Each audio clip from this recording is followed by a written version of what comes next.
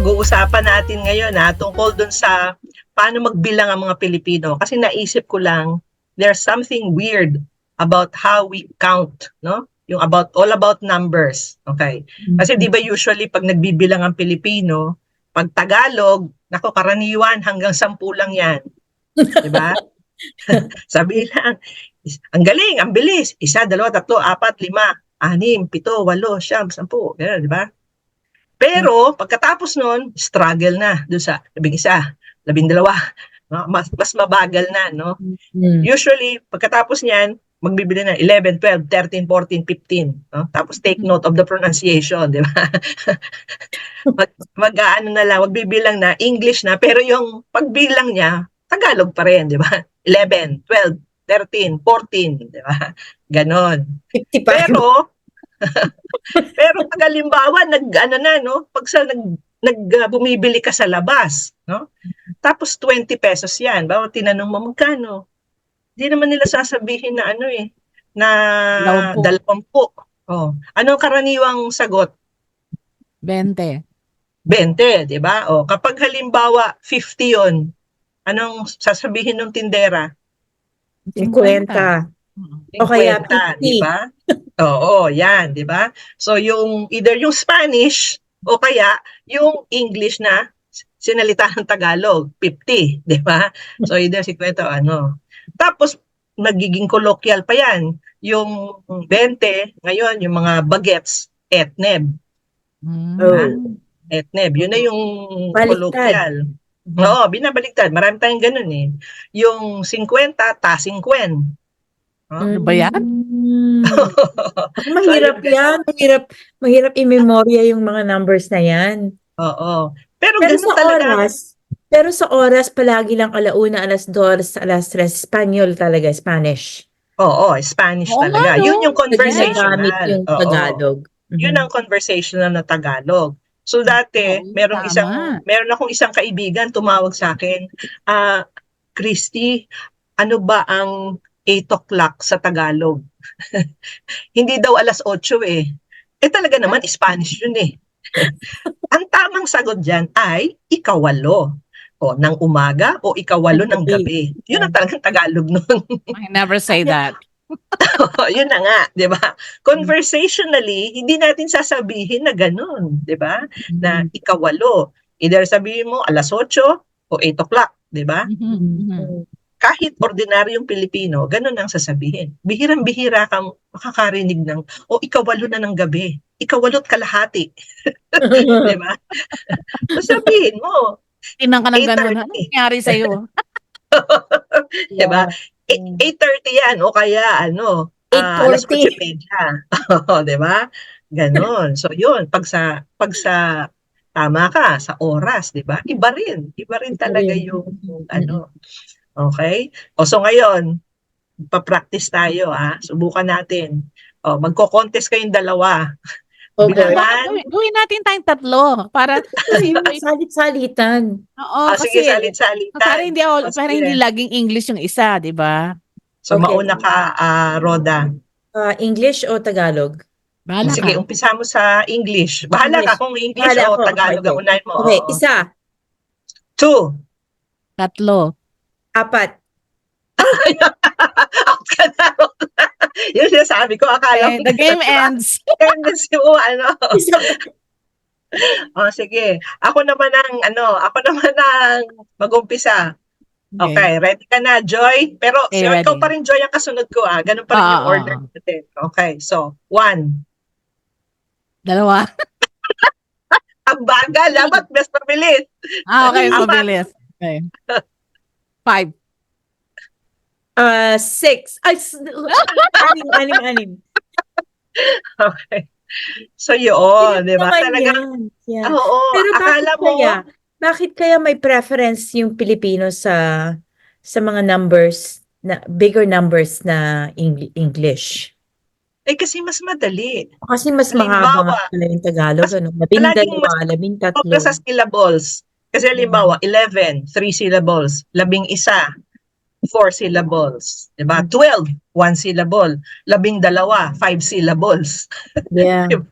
So karaniwan mas mahaba talaga yung Tagalog. Sa Kaya for Ah, ibang convention, mas languages madali ba? talaga. Sa iba't ibang languages ba, ano yung ginagamit nila? Tagalog o yung regional dialect?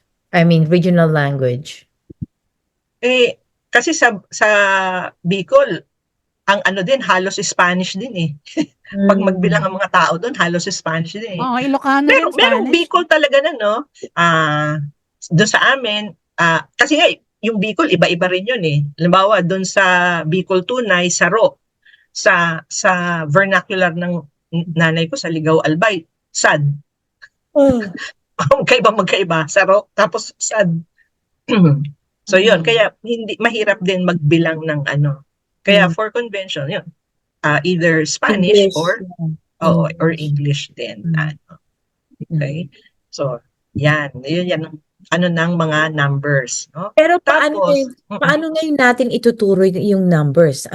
Paano, halimbawa ako, nagtuturo ako ng Filipino, right? Paano ko siya ituturo? Ano yung ituturo ko sa kanila? kaya ako, pag 1 to inaano ko 10. palagi, ano bang ano mo, conversational or yung scholastic, academic, di ba? Kasi kung pang libro, talagang ang tuturo mo yung totoong Tagalog, 'di ba? 1, 2, 3, tapos pagdating mo sa 10, 11, 12, 13, 14, and so on. Pero kung halimbawa conversational, 'yon, kailangan ipaliwanag mo. Nakaraniwan hanggang 10 lang 'yan. Pagkatapos niyan, magshi-shift na 'yan sa English o kaya sa Spanish. Na ang pronunciation nga lang pang Pilipino na, 'di ba? Pero Kasi di hindi ba, naman Christy, bakit di ba nag-aano tayo, nagsa-switch tayo sa Spanish pag sa trade, right?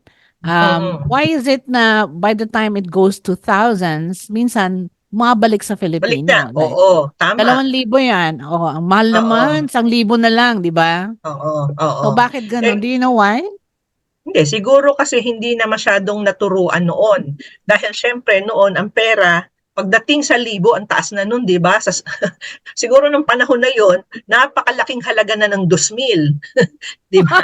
So, so, hindi naman sila umaabot siguro sa trading no, sa bilihan, hindi na masyadong umaabot doon. Kaya Tagalog na rin yung nagagamit, di ba? 2,000 kesa Oo. yung 2,000. So, siguro ganun. Kasi yung pinagkaiba nga, yung Spanish kasi, hanggat maaari noon, ayaw sana nilang matuto mag-Spanish yung mga Pilipino. Hindi kagaya yung mga Amerikano, tinuro talaga agad English, di ba? So doon din makikita mo kagad yung yung mentality ng colonizer, 'di ba? Yung isa para alam mo maibebenta nila yung mga Pilipino, magturuan mag-Kastila 'yan. Hayaan niyo sila mag-Tagalog. Tayong mga elite, no? Mga elitista, tayo lang marunong mag-Kastila. Tapos yung mga Pilipinong edukado lang, sige, hayaan niyo sila matuto ng Espanyol. Pero yung mga ordinaryo tayo, mga Indio, hayaan niyo sila sa kanilang kamangmangan, sa kanilang sariling lengguwahe, gano'n, di ba? Yeah. Yun. Pero sabi As mo, opposed may sa mga English. expressions din tayo na may numbers, di ba? Oo, 'di ba? Ato, yung maganda sa mga pag halimbawa naloko, 'di ba? Sasabihin naisahan. Pero ironically, naonsi din, 'di ba? So ano ba talaga naisahan ba pero Oo. naonsi? O na 1, 2, 3. Oo, 'di ba? 1, 2, 3. Yeah. Oo. May kinalaman pa rin sa Dapat ganun ang pronunciation, hindi 1, 2, 3. Yeah. oo, Okay. Dapat na 1, 2, na 1, 2, 3. Oo. 'Di ba? Ganun talaga. Tapos halimbawa, yung natin, yung mga ibang bagay o yung tsaa, meron tayong tsaa na pito-pito. Pero kapag halimbawa naman, sinasabi mo, bilisan mo naman, aabutin na tayo ng siyam-siyam.